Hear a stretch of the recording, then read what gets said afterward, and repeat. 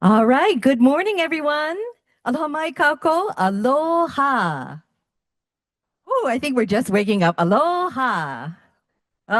Much better, much better.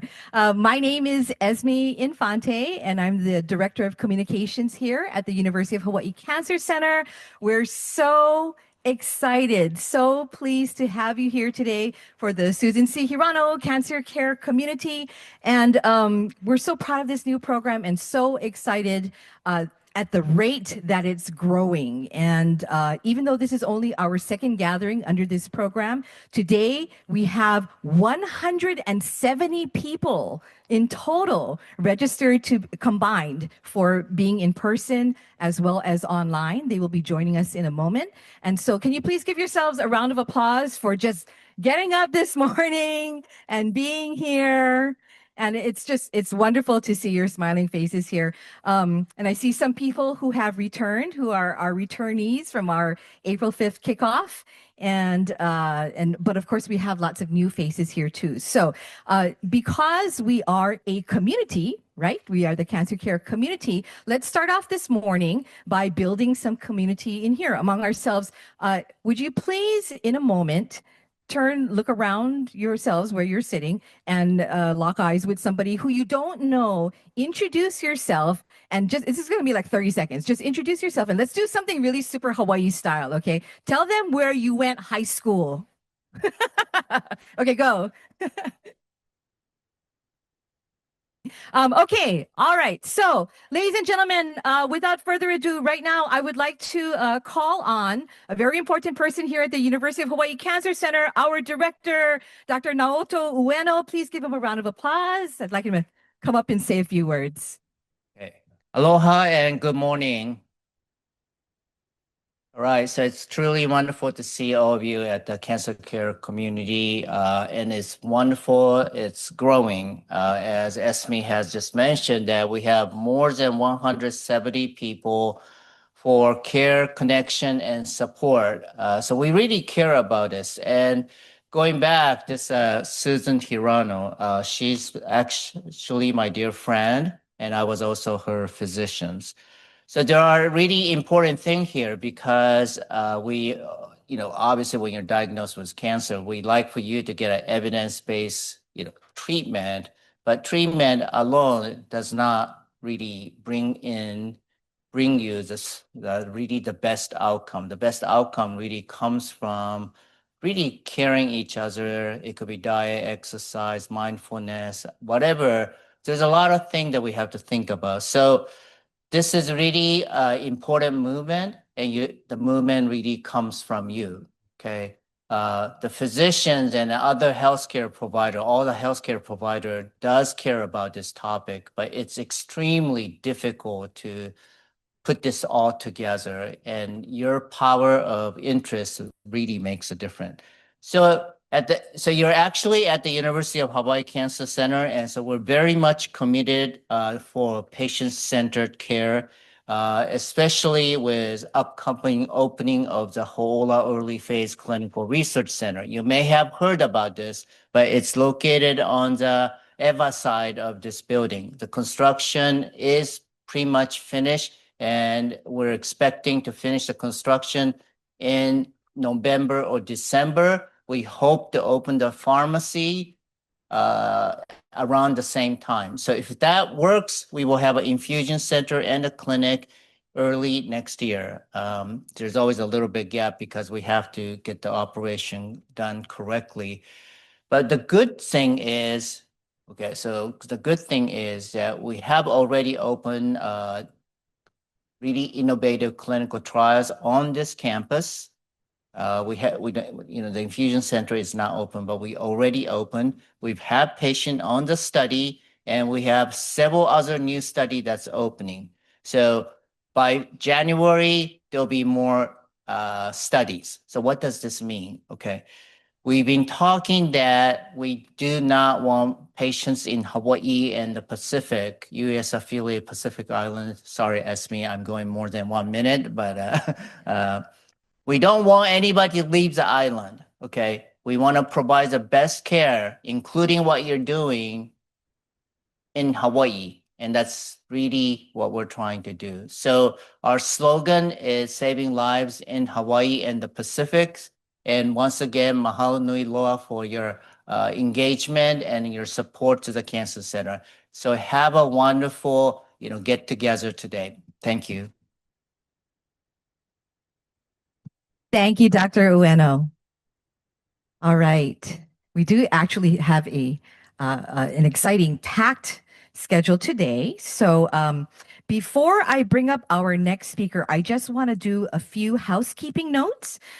So to let you folks know, first of all, many of you, as you registered for today's event, had some wonderful, insightful questions that you submitted along with your response sheet. And we wanted to say first of all, that for many of you, you received a personal reply from Dr. Bantam, Dr. Erin Bantam, who is one of our speakers today, and she is actually over here. And so, could you please give her a round of applause because she has been working so hard to make sure that all of you are cared for. But the other thing that I want to let you know is that there, she couldn't get to, and I'm sure you have more questions. We're trying through our presentations today to organically get to as many questions as possible. Your questions help to inform the presentations today. So that's one thing.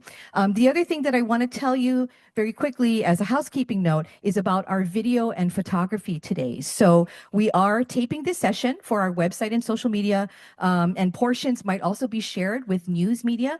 And I wanted to tell you that, we might have people who don't want to be in images. We completely understand. That is totally fine.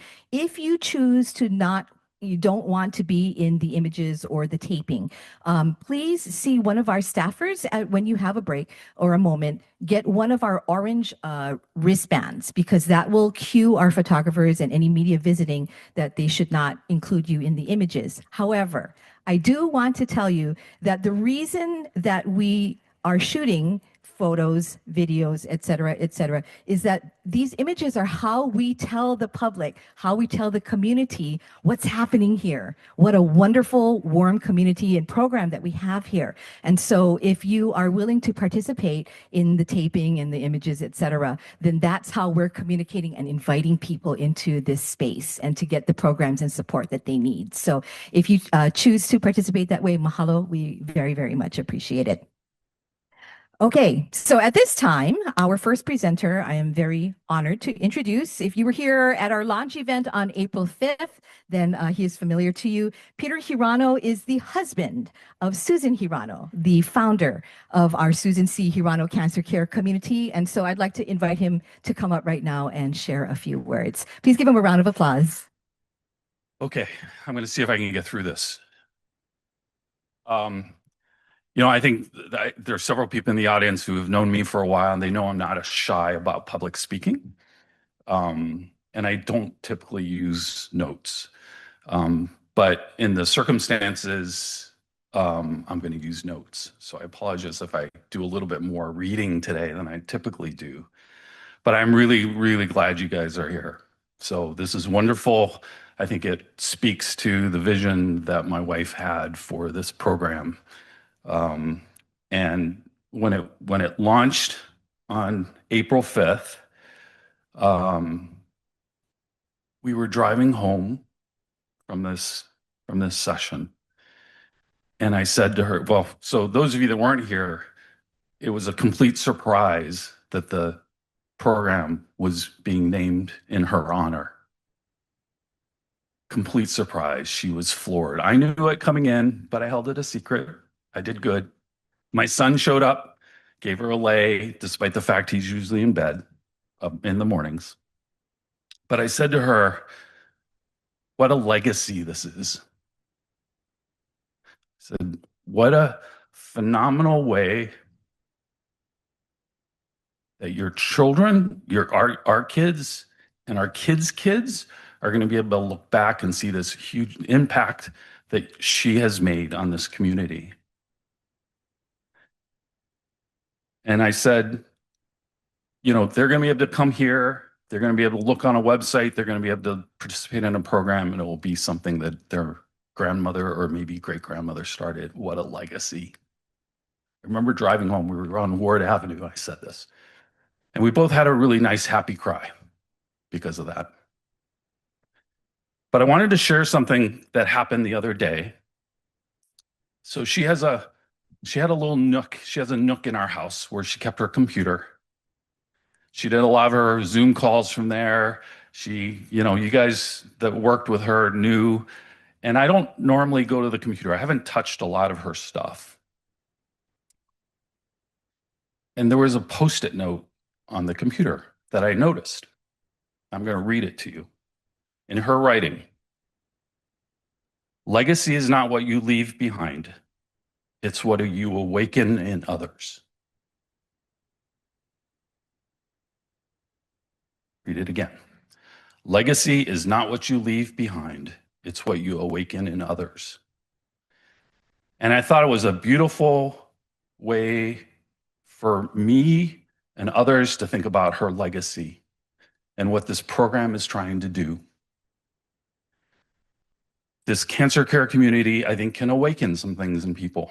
And that's the idea. So whether you're a cancer survivor, a thriver, a patient, a doctor, a researcher, the hope is that over time, we find things that awaken in you, whatever it is that works for you. Today, it's mindfulness and meditation. She practiced that. I get kicked out of our bedroom countless times. Go away. I need to meditate.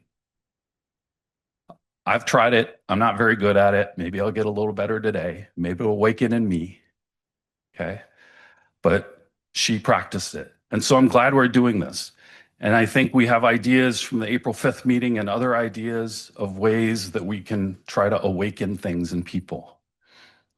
But I think she'd be really proud of that. And it was kind of fortuitous that I saw that Post-it note just the other day as I was thinking about what I wanted to say and how I wanted to honor her. So I hope you find today helpful. I hope you find future sessions helpful. I hope that you tell other people about what's going on here. I hope that you take advantage of becoming part of this community, and I think we're doing some networking later to talk story with people, meet people, make new friends. But I hope it awakens something in you, whether it's a new skill, a new way to think, a new relationship that you build. That's what this thing's all about. That's what she would have loved and would love. And I'm sure still loves. Okay, so thank you very much for the opportunity to say a few words. I think I'm turning it to, the UH Cancer Center did this beautiful video that we're going to show you, I think, now. It was actually debuted at the celebration of life that we did for her a couple of weeks ago in Pennsylvania, which is where she grew up, and she has a lot of family and friends. I think it's now on the website, but should be or shortly will be. But it's a wonderful video and an awesome tribute to her and the work that she did here. So thank you.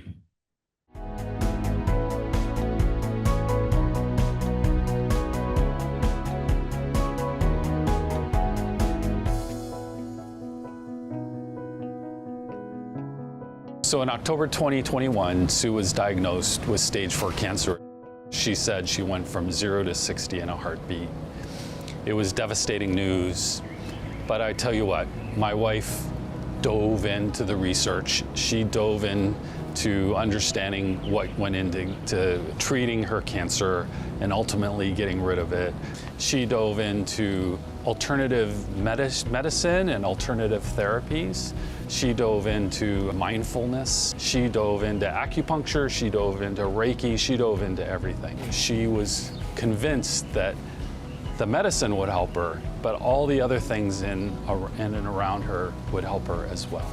And out of that, she created this vision for the Cancer Center. She knows that the Cancer Center does wonderful work here in the state of Hawaii, but she saw a vision for how it could help impact people's lives even more. Susan and I met a few months after I came into my role as the Associate Director of Development. I had learned that she was a patient of Dr. Ueno's looking for a way to help support the Cancer Center and our research in some way, shape, or form. And when I met her, I just instantly gravitated to her, and I loved her positivity and her enthusiasm for the work that we were doing. What Susan saw here at the Cancer Center was a need to also reach patients and serve the community on a social, emotional level, and that would affect their health outcomes.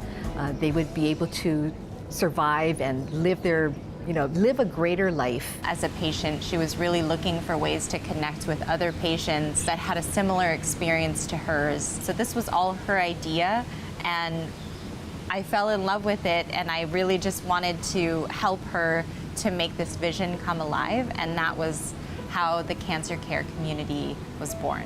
Nobody should actually go through the journey of cancer just by herself or himself. And that was Susan's vision. Cancer Center is committed to this vision that Susan has created, trying to empowering yourself to really go through this journey strong and bring resilience. It's about you, and this is what this community is about. Sue was very happy to see this thing launched, the program launched on April 5th. And we're so thankful that it got launched. This is my purpose, and I couldn't be happier helping all of you. When I met Susan, she just had such a beautiful and positive spirit about her, and we were just friends immediately, and because she cared so much, it made me care a lot, and her passion absolutely translated over into my passion, and she just became a very dear friend to me, and I depended on her, and it felt like she was my partner. I'm so grateful that I had the opportunity to meet her and be a friend to her, and just have the experience of knowing her. When Susan walks into a room, she brings so much energy. She brings light, she brings ideas, she brings enthusiasm, creativity, courage, strength, and she's inspired so many people here. She's changed so many people's lives. She's changed mine. And she has made us think differently about how we are taking care of the community, and kind of lit a fire under our collective ocoles to really take this program to the next level and keep it going in perpetuity. Each and every one of you matter. We want this to be your family. We want this to be your new home. We want this to be a place where you feel safe sharing. We want you to recognize people when you come back so that you feel welcome and supported and can share your stories. So thank you so much for coming and showing up.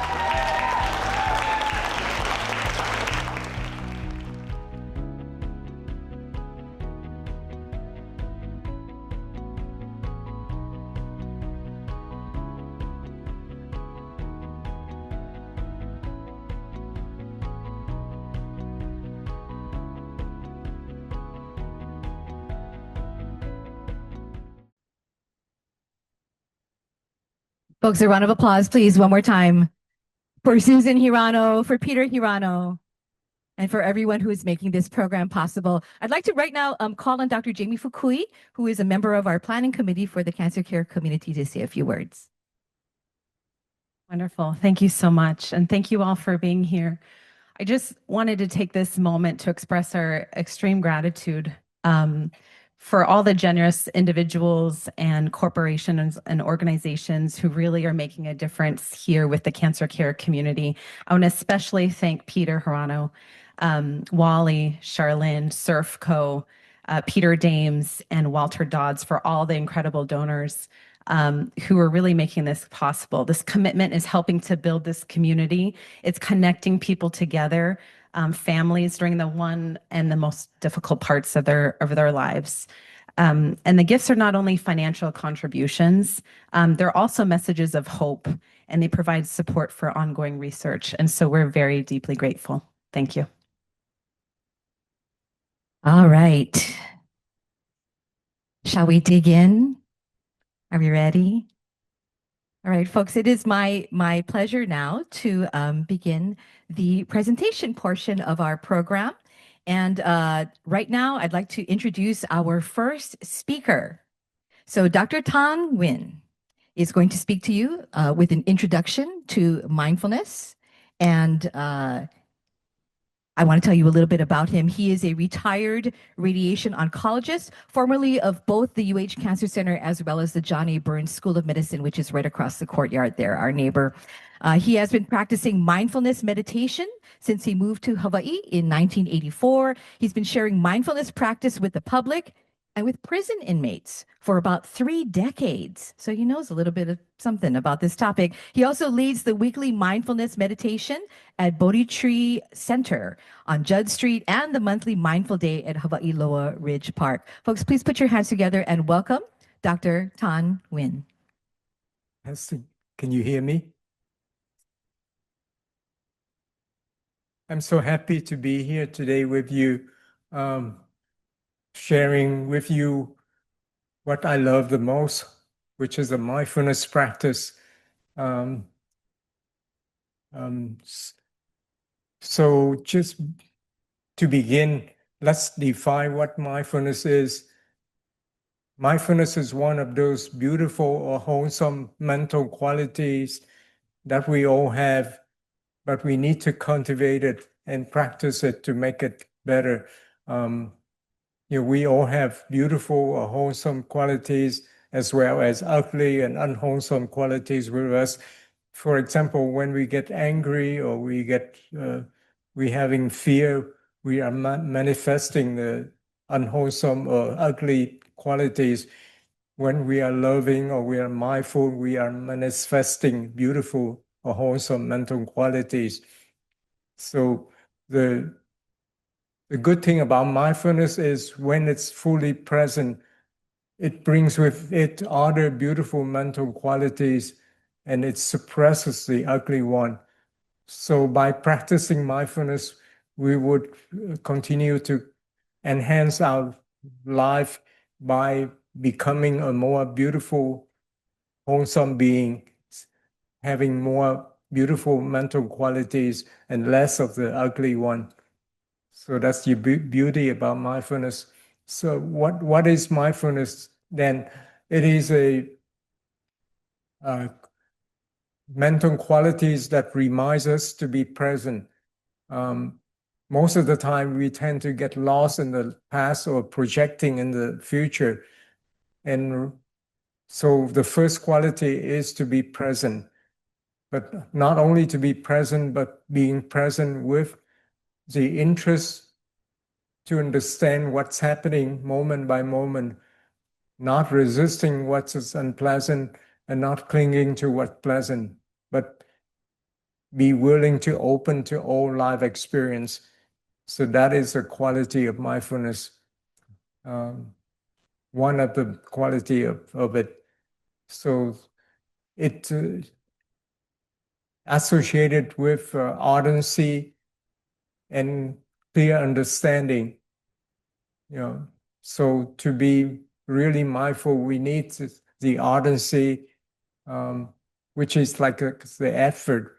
But the effort here is not like a 100-meter dash, but more like an aloha fun run, which is a continuous, persistent, joyous interest in what we do, not the strenuous effort for a short duration and then stop. So that is one quality of mindfulness, is being interested in life events that's happening moment by moment and willing to open to it in order to understand its true nature, not clinging to what's pleasant, not resisting what's unpleasant, but the willingness to open to all aspects of it. So that is kind of a definition. But by practicing it, we will understand this better. The more we practice, just like any physical exercise, the more we do it, the better we get at it. So the same thing, mindfulness practice is a practice. It's not something that you get and you're done with, but we would be practicing it, ideally from the moment that we awaken in the morning to the moment that we fall asleep at night. So that is the ideal way of practicing it, being mindful of every things that happening at our sense doors. Yeah. So I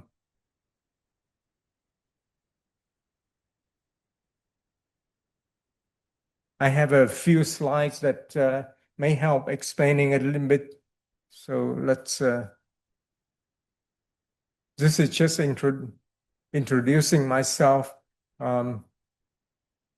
My email is here, and I have a free online course that teach mindfulness. If you're interested, you can check it out from here. And you can email me, mindfulhawaii@gmail.com, if you have any questions or anything about this practice. And we host mindfulness meditation at Bodhi Tree Dharma Center every Monday evening from 6:30 to 8 p.m. So if you're interested, you can join us there. And then every month on the second Saturday of the month, we also host mindfulness practice on Hawaii Ridge Park, which is a beautiful private park on top of the residential area in Hawaii Ridge. Really nice area. You can join us there also. So let me go through a few slides to just explain a little bit better.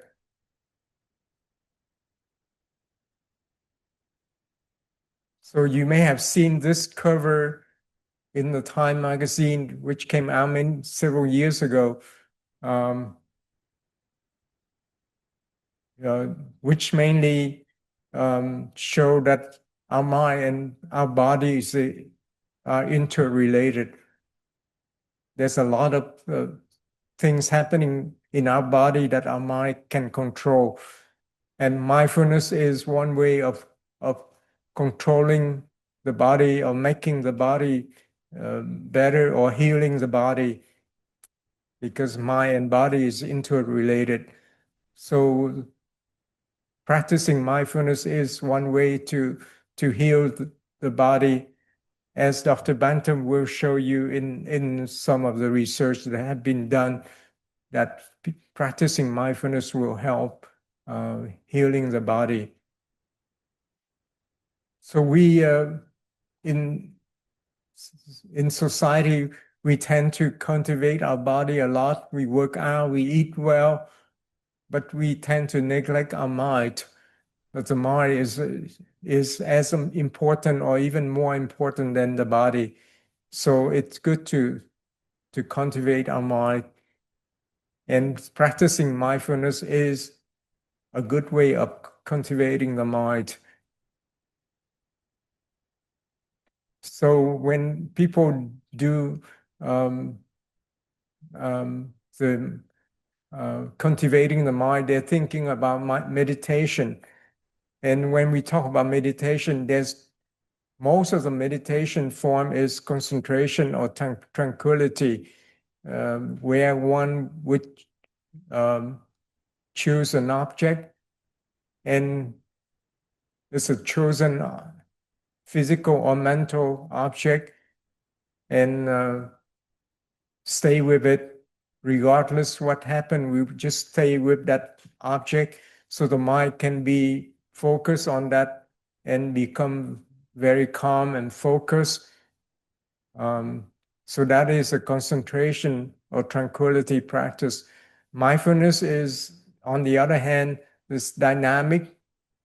We don't choose an object, except for at the beginning, we may choose a breath or something so the mind can be steady, but then we would be opening to the moment to moment live experience that happening at our sense doors in order to observe it and understand its true nature. So it's dynamic and choiceless and real life experience rather than static and chosen and abstract or not real, like in the concentration or tranquility practice.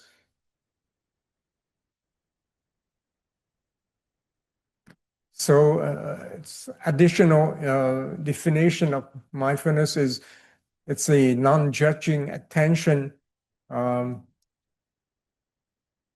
which objectively observes present time life experiences, not clinging to what's pleasant and not rejecting what's unpleasant, but the willingness to open to all type of experience. And it's usually associated with patience and acceptance without expectation of what's happening. Just be willing to be present with life experience without much expectation. So this is mentioned already. It's one of those beautiful mental qualities that enhances other beautiful mental qualities and weakens the unwholesome or negative mental qualities. And this has been shown by many of the research using mindfulness. The more we practice it, the more beautiful mental qualities we will have. So that is one of the beauties of practicing mindfulness. So there are 4 aspects of life experience where we can pay attention to in order to establish mindfulness. The first aspect is the body or the physical aspects, like the breath, paying attention to the breath, whatever posture we're in.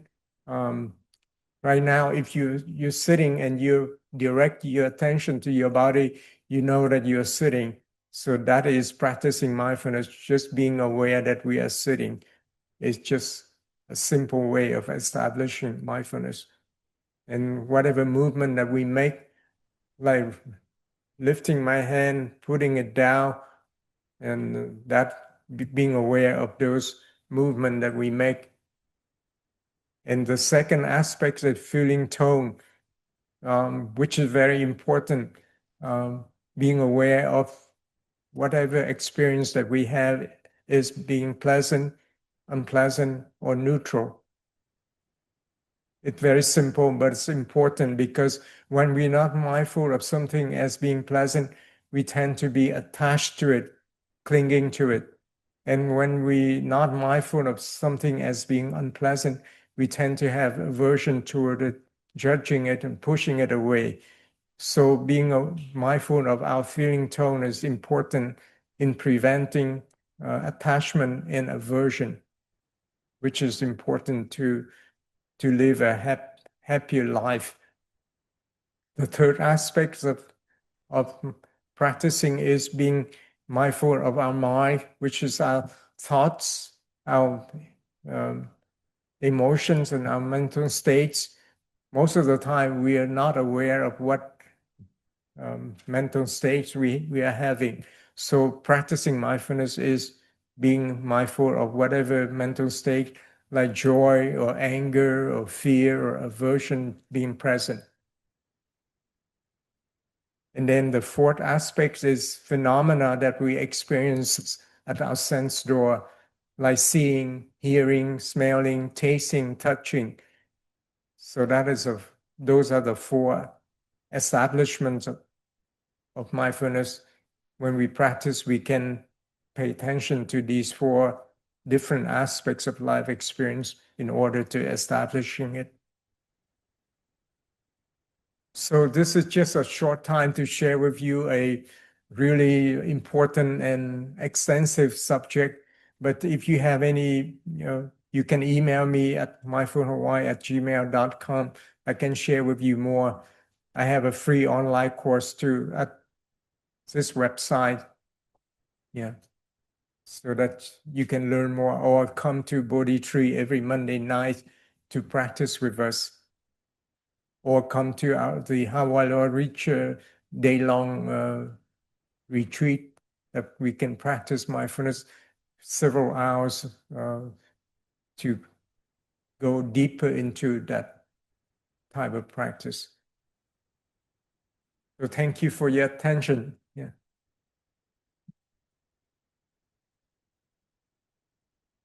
Thank you, Dr. Wynn. I'm learning a lot today, and I hope you are too as well. Folks, it's my pleasure to now introduce to you our next speaker. And that is Dr. Erin O'Carroll Bantam. She is a UH Cancer Center associate researcher. She holds a PhD in clinical health psychology, completed her fellowship training in behavioral oncology, and has been designing and testing interventions to promote health for people who have been diagnosed with cancer. Dr. Bantam has a particular interest in the role of social support in helping cope with cancer and the ways in which people have experienced cancer, how they can support each other. So folks, please give a round of applause to Dr. Bantam. Hi, everybody. Thank you so much for coming.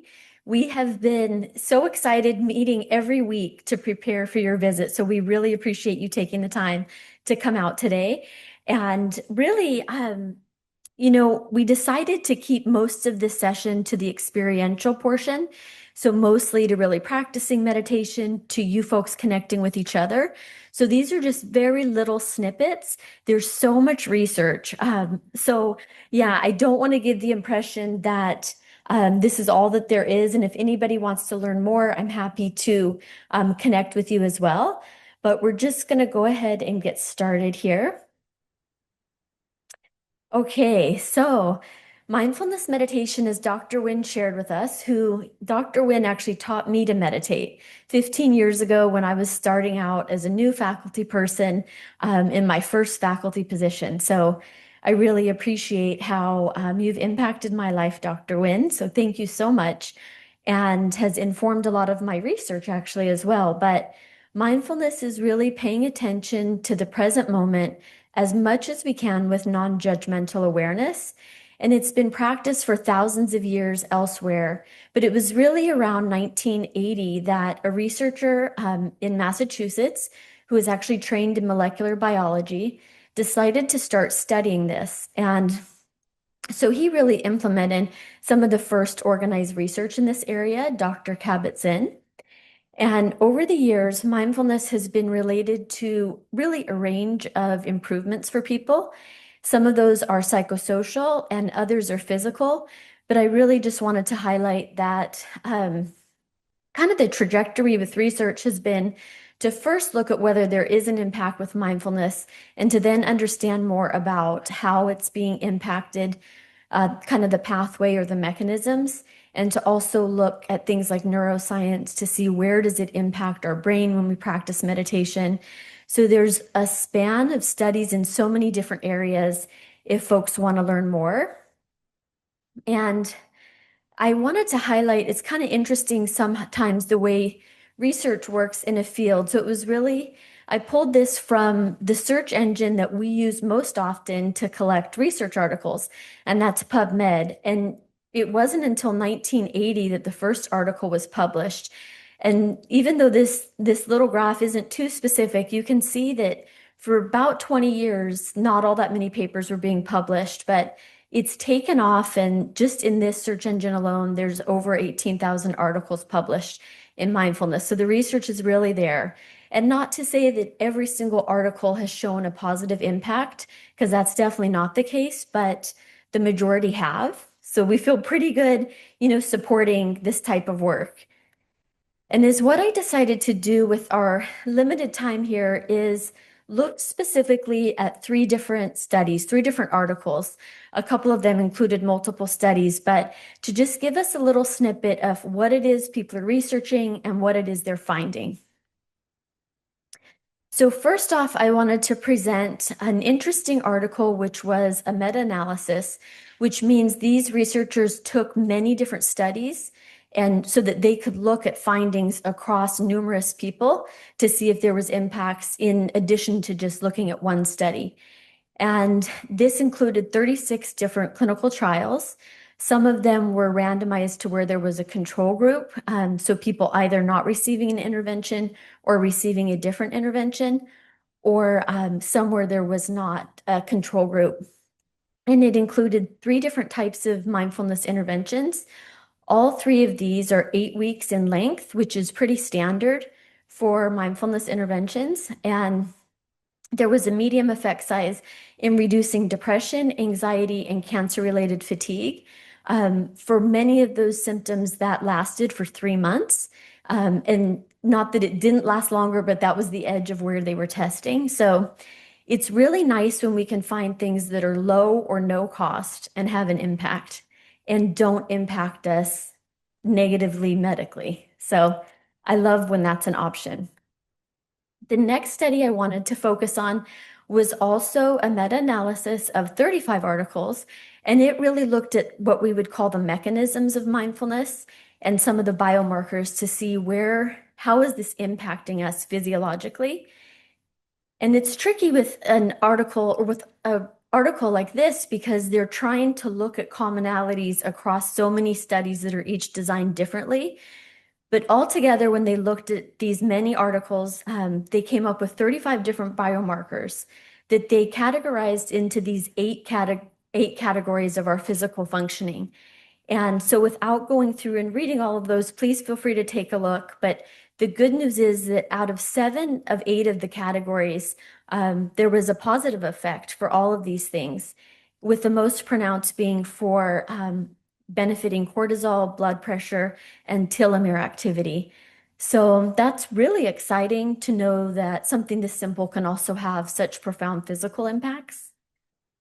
And I didn't want to leave caregivers out because it's such an important group, and sometimes caregivers don't get quite as much attention as they really deserve. This study was not a meta-analysis, so it was a single study of 72 patients and their caregivers, although this particular article focused on the caregiver perspective.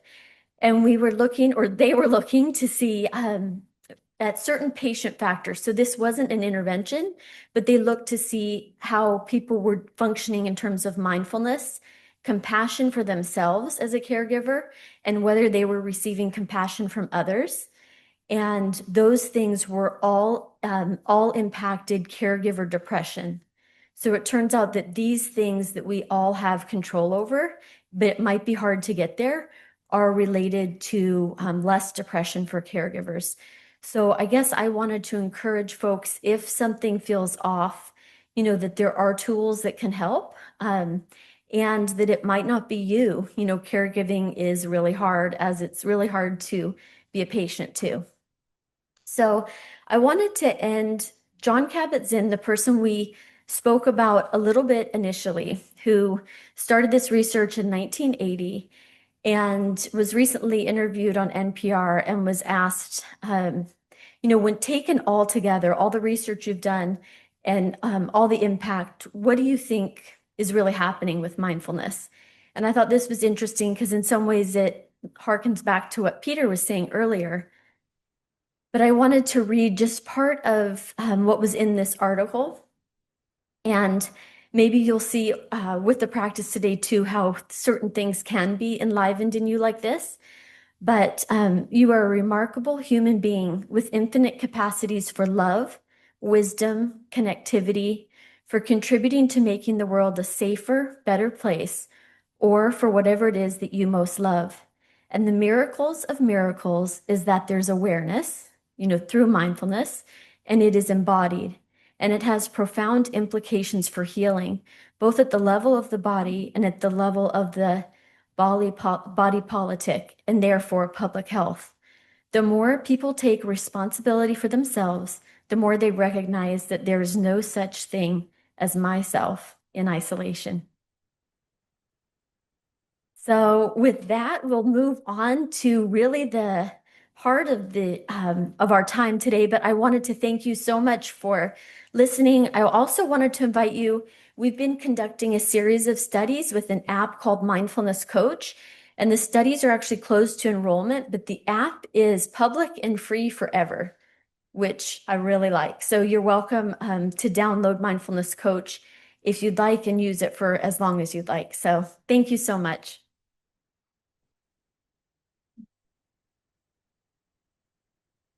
Thank you, Dr. Bantam. I hope you all are finding this really educational. There's so much science behind what we are embarking on today. So at this time, we're going to actually put this knowledge to work now for you. We're going to call Dr. Nguyen back up to the podium, and we are going to have a mindfulness meditation practice session. So, Dr. Nguyen, please give him a round of applause once more as he makes his way back up here. So please bear with me. This is a short time to share this beautiful practice with you. So you can begin the meditation by just simply being aware that you are sitting. Mindfulness can be directed to any aspects of life experience. So the first aspect we mentioned earlier is the body. The body includes the breath, the posture. So sitting and know that we're sitting, we are practicing mindfulness by simply being aware or being mindful that we are sitting. And it is helpful to use a mental labeling of your experience to help the mind connect with the object of mindfulness. So you can say silently to yourself, sitting, sitting, so that you're aware that you're sitting. Being aware of the posture,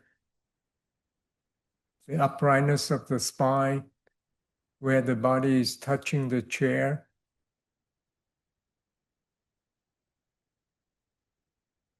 Then relax and gently close your eyes.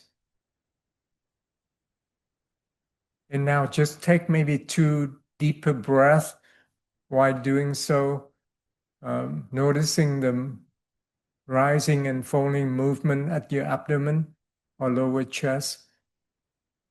If you don't feel that, you can place a hand on your stomach to help feeling that rising and falling movement. And you can say silently to yourself, rising, falling.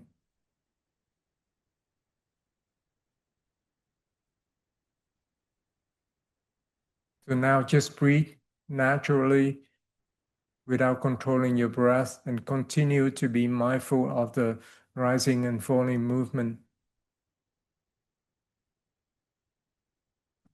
You can continue doing that without your hand on your stomach. Right now, you may be aware that you're thinking about something or wandering away.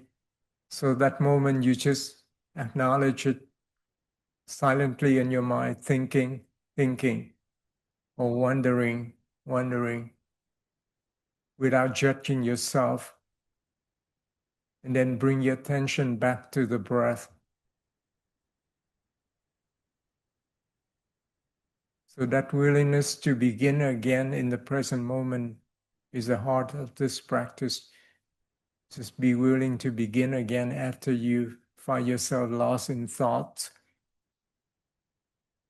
Thinking is part of life. The nature of the mind is to think. So don't get discouraged by being lost in thoughts a lot. That's part of nature. Just acknowledge it as thinking and then continue to observe the breath again. If you have difficulty observing your breath, you can observe the posture sitting as your home object or the anchor.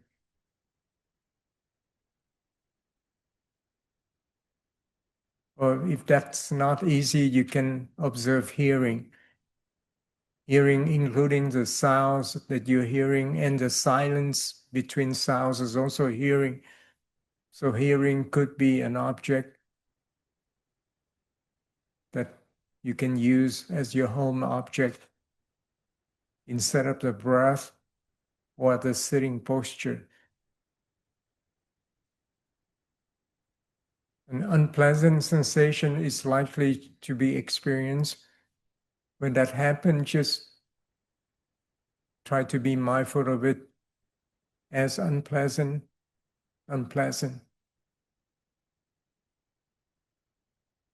And see how it changes when you're aware of it. The unpleasantness may become neutral, and it may even become pleasant. See how it changes when you're aware of it.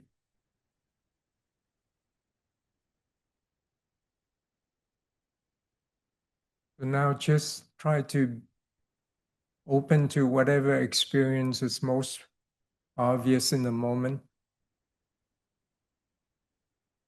It could be hearing, could be sitting, it could be rising, falling.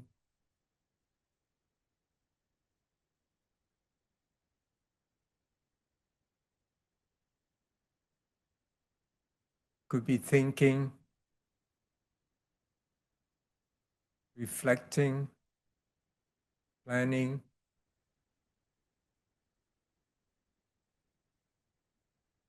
So now we are about to end the session. Continue to be present with whatever is most predominant, either your breath or hearing or sitting.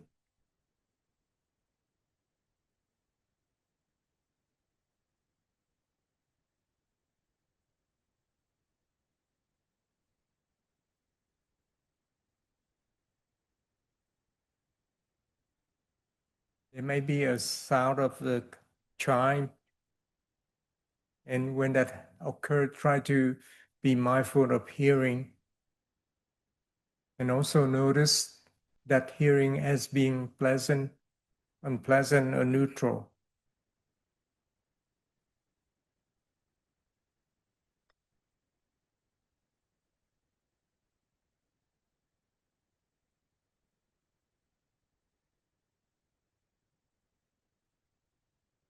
And now mindfully adjust your posture.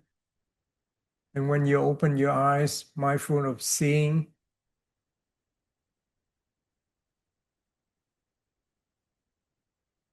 And as you adjust your posture, notice whether there's pleasant sensations or feeling tone being experienced, pleasant or unpleasant or neutral feeling tone being experienced as you adjust your posture.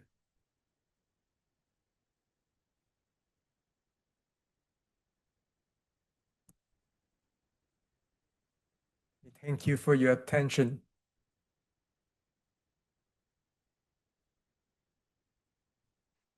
Thank you, everyone. I do not wish to disturb the tranquility of this moment. So I would say, in a gesture of thanks to Dr. Wynn, can everybody put their hands up and just give him a little, a little shout out this way silently? Thank you so much. We are going to, I hope you will take this mindfulness and this feeling with you. We're going to take a break for 15 minutes and we'll start the timer so that you know where we are, but we'll come right back. This is a time to stretch. You can absolutely converse with other people, share your experience. We do have refreshments out here as well. Oh, right. And for those of you who may have come in a little bit late, if you were rushing to come in, you didn't get your ribbon. We do have ribbons out here near the kiosk, and you can find the ribbon that applies best to you. You're going to want those ribbons for our activity later today. So please go ahead and help yourself. We'll see you back here in 14 minutes and 30 seconds. Thank you.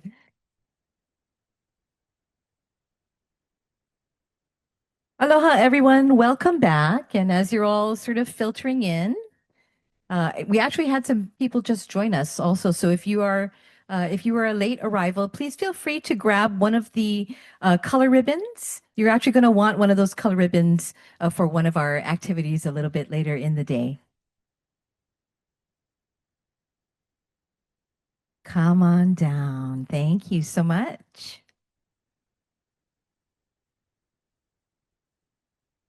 And as we are filtering in, I just want to remind our online audience that we have not forgotten you.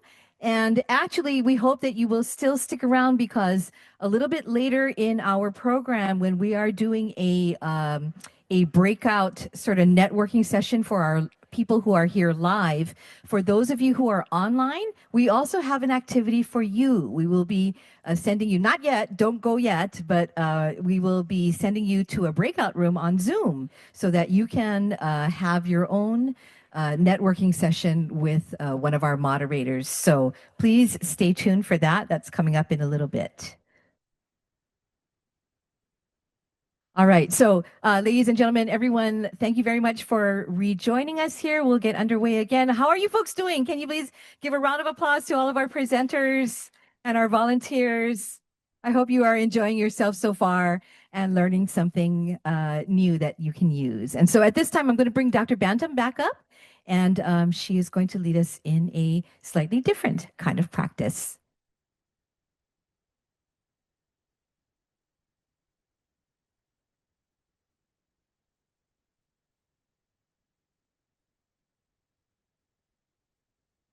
Okay, thank you so much. So we're going to start today by doing a loving kindness meditation. And I wanted to first introduce it by saying, as we anchored on the breath last time, this is going to be a little different in that I'm going to ask you to focus on the words that I'm saying.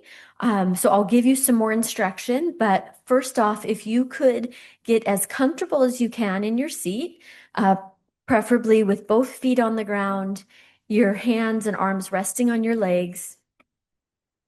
We'll give a few seconds here for people to get seated and get comfortable.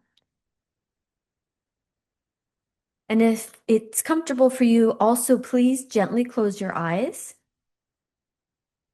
If you feel dizzy or it's uncomfortable, try and just keep your eyes, your lids down as much as is comfortable for you.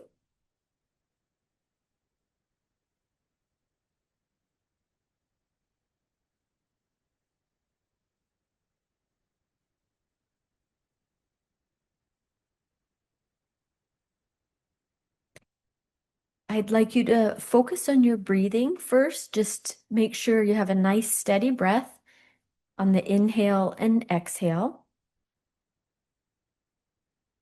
Just give yourself a minute here to fully relax before we get started.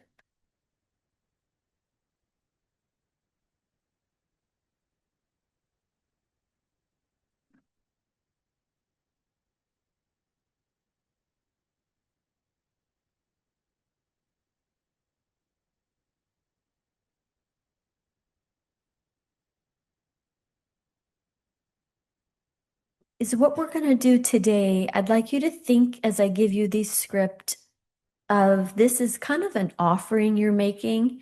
We're going to start with yourself in this loving kindness meditation, and then I'll give you additional instruction. I'm going to ask you to repeat some things, and I'll start by telling you what those are, and then I'd like you to continue silently repeating them to yourself. But first, I'd like to start by asking you to visualize yourself in your mind's eye.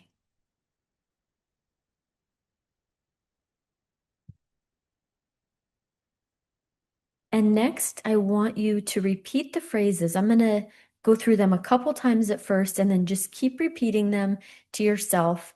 If you lose track, just feel free to come back to the rhythm that we initially set. But so first, may I be happy.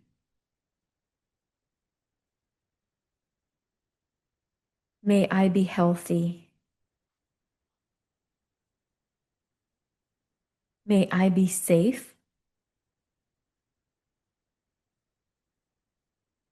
And may I live with ease. Again, may I be happy, healthy, safe, live with ease. Just keep saying that to yourself over and over.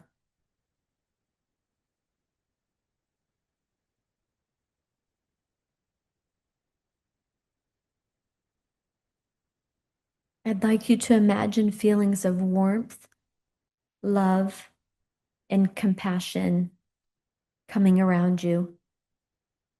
Allow these feelings to fill your entire being.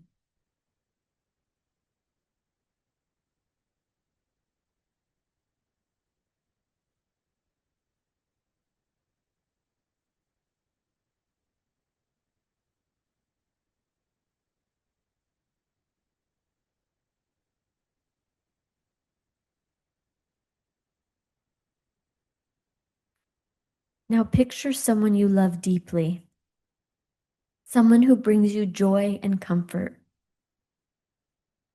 Bring them to mind. And repeat the following phrases for them. May you be happy, healthy, safe, and live with ease.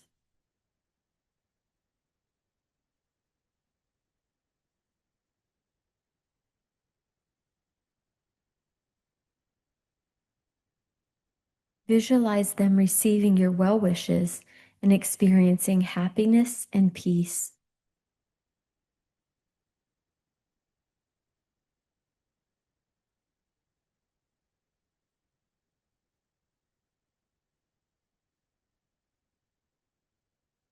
Now think of someone you know casually, perhaps a neighbor or coworker.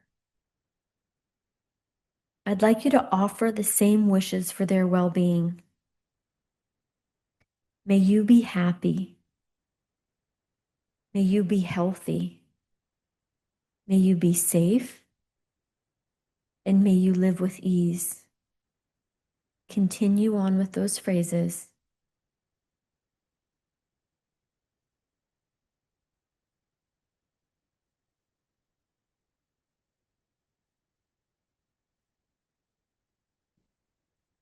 Picture them smiling and feeling a sense of well-being.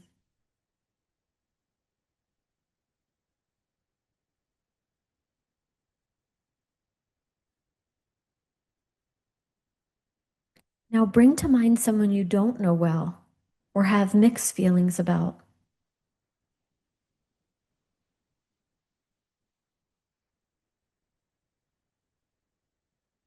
Once you have that person in your mind, we're going to extend the wishes to them.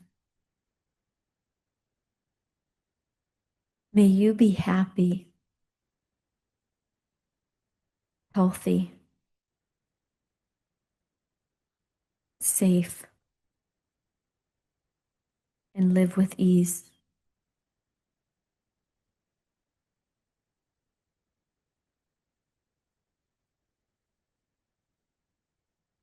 Now think of someone you may have conflicts or difficulties with.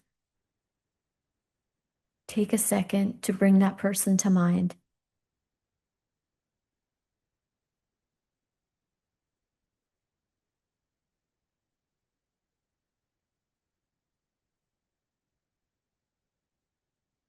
We'll offer them the same well wishes, despite any past issues. May you be happy, healthy, safe, and live with ease.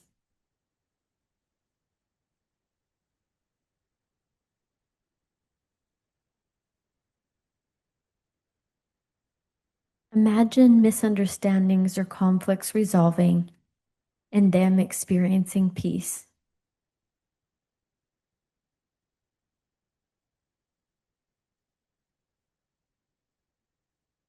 Now we'd like to extend these wishes to all beings everywhere.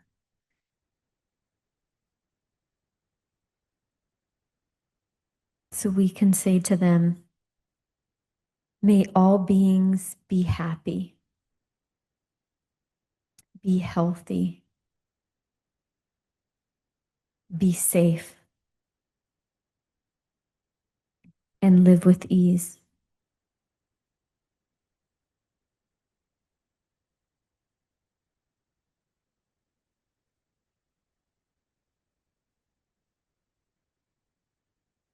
I'd like you to continue taking a few deep breaths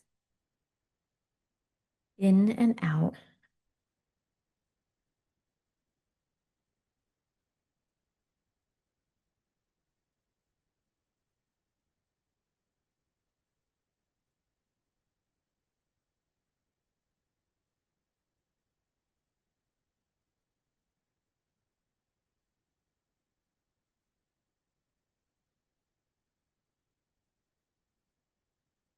We'll begin to slowly bring your awareness back to the present moment, taking a few moments here.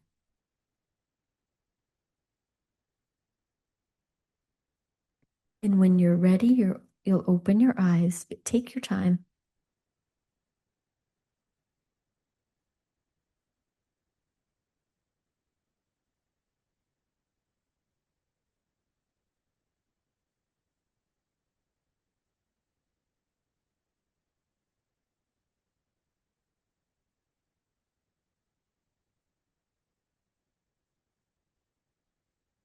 We have some meditators in here. It was really neat looking out at all of you.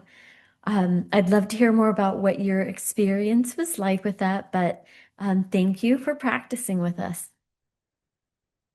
Thank you, everyone. I was going to, and thank you for it, the clapping was fine. I was going to say, in the interest of maintaining that sort of that spirit and that serenity, I would ask everyone if you would please put your left hand over your heart, and with your right hand, would you please give a few taps of applause there? And that's acknowledging your own tranquility, your own presence here. And then in whatever way that is natural and comfortable for you, in the spirit of what Dr. Banton was saying, wishing well for all humanity, would you please greet someone near you and just say hello? If you want to shake hands, if you want to hug, if you want to just wave and say hello.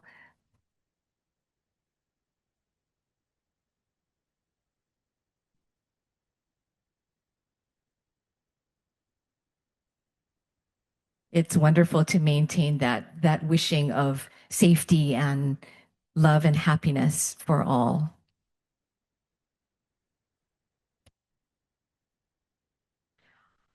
All right, folks. So what we're going to do is we hope that you will continue that spirit into our next activity. We're going to do a little bit of community building. So you'll see on our agenda, I think we called it networking, which is sort of a one way to call it. But what we're wanting to do is build community. So for our folks who are online, you'll see the instructions there. This is a time for our online people to connect as well. So for our online people, as you're listening, please do click on the link in your chat, or you can also type in the information that appears on the screen.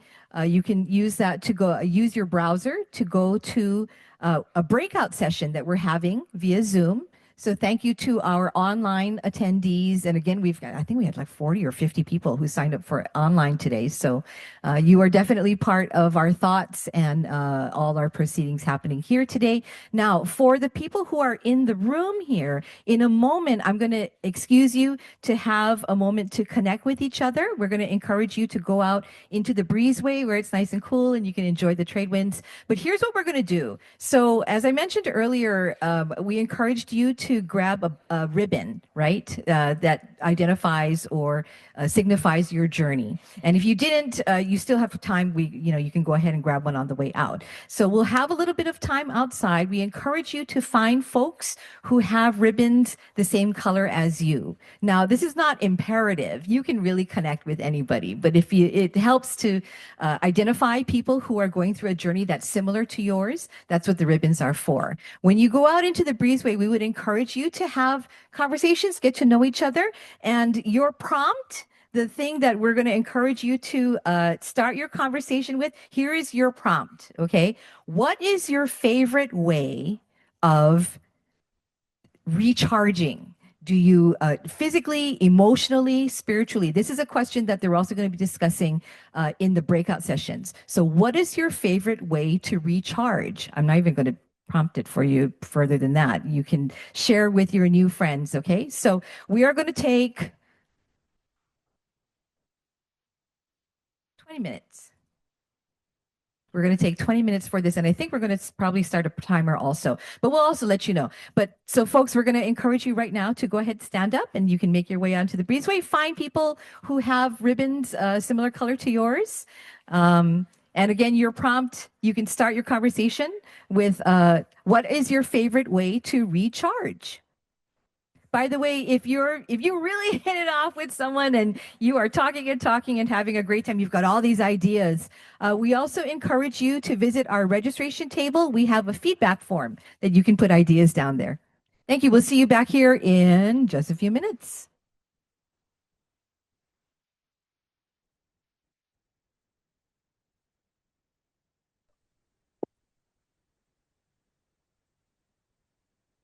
All right, as we're making our way back in, thank you so much for so enthusiastically connecting with folks and embracing the opportunity. If you made a new friend, at least one new friend or connection today, can you raise your hand? Awesome. Awesome. That is exactly what we are after, is building those connections at Pilina among each other. So thank you so much. And we're just getting our last folks joining us here. All right. How you guys doing? Can everybody give me a round of applause for all of you and all the wonderful connecting that you are doing. Right. All right. Thank you so much. So ladies and gentlemen, just to help us wrap up, I turn the mic now over to Dr. Jamie Fukui. Thank you so much, everyone. I just wanted to, again, thank everyone here for coming. Susan's vision really was to have this patient-led, caregiver-led, community-led.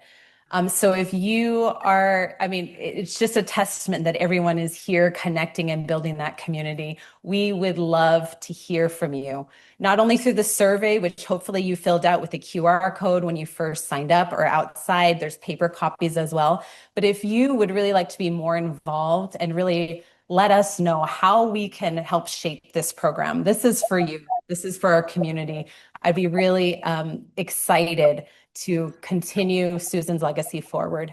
Again, what Peter had mentioned about legacy, it's building something within yourself. That's not exactly how you said it, but that's how I interpreted it. So please find one of us if that's something you'd be interested in. I also wanted to mention our next event is going to be in October. It's called Ohana Pink. It's not just for breast cancer, although it tends to be very breast focused because it's Breast Cancer Awareness Month. It's October 4th from 8 to 11 here, and it's going to be focused on nutrition. We're going to have a cultural practitioner who's a registered dietitian talk a lot about nutrients and how important food is. Food is medicine. But also we're going to have a cooking demonstration as well. We're going to have a farmer's market outside. So we're going to share some important things that we can cook and things from the AINA, as well as research that is ongoing here at the Cancer Center regarding nutrition. So we hope to see you all there. We want to say mahalo for spending your precious time with us, and congratulations for taking another step in your journey.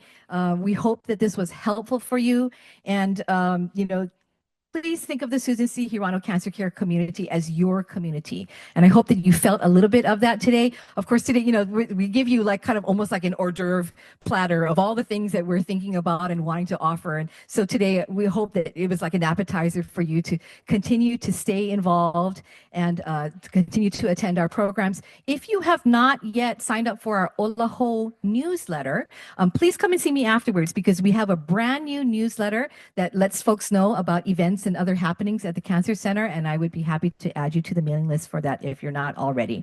But we are very glad you are here, and we hope you will come back and join us again for our next event, as Jamie mentioned, for Ohana Pink.